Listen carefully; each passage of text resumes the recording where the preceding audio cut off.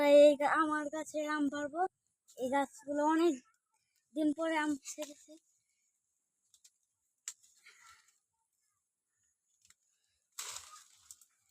দেখেন একটা আম পাড়া হয়ে গেছে।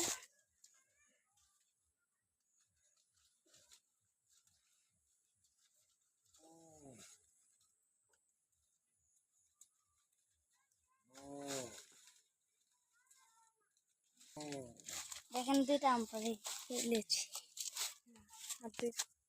দুইটা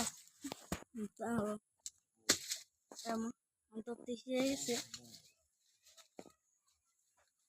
আরেকটা আম এটা